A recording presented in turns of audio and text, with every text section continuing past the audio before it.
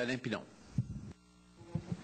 Bonjour, Monsieur le Président. C'est avec beaucoup de plaisir que j'informe les résidents du district de Val-Tétro avec un bulletin d'information. C'est mon premier bulletin d'information qui se veut un compte-rendu des 15 premiers mois de réalisation dans le secteur de Val-Tétro pour l'amélioration de la qualité de vie et le bien-être, développement durable également.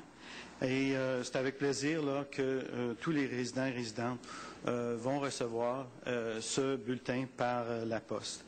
Pour une deuxième année consécutive, l'Association des manoirs du Manoir des Trembles et la Commission Gatineau Ville en Santé se joignent tous les deux dans le cadre du programme d'éradication de l'herbe à poux. Les gens du manoir sont des leaders, en quelque sorte, dans ce domaine, dans la grande ville de Gatineau. Et j'espère qu'on va pouvoir étendre cette activité à l'ensemble de la ville, du territoire de la ville de Gatineau. Je remercie également M. Filion et M. Montreuil pour leur support dans ces efforts. Félicitations également aux associations de quartier Jardin Taché, résidents du Manoir des Trembles et résidents du Plateau pour les nettoyages des berges, des ruisseaux et des espaces verts. Les activités ont eu lieu au cours des 2 dernières fins de semaine et c'est des bénévoles qui, ensemble, veulent améliorer l'environnement dans notre beau district. Également, l'axe Mécano-Laramée, il y a des travaux pendant les 2 prochains mois sur la rue, le boulevard du Plateau et le boulevard Saint-Raymond à l'intersection. Pendant ces 2 prochains mois, ces travaux seront faits en dehors des heures de pointe. Il s'agit, encore une fois, des travaux en vue du parachèvement de l'axe du boulevard des Allumetières, je vais dire comme du monde, et ce boulevard qui est prévu pour une ouverture pour toujours novembre 2007.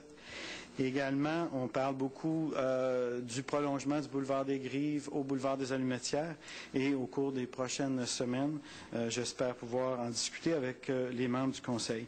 Finalement, j'aimerais simplement avertir les gens du district et à l'ensemble de la ville que nous avons des responsables pour la réglementation sur l'arrosage. Alors, autant du temps de M. Bourassa, il y avait les Boubou Macoutes.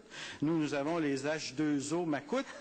Et ces gens-là ne donnent pas d'avertissement, contrairement à je sais pas, il y a des gens qui pensent qu'il y a des avertissements, il n'y en a pas d'avertissement.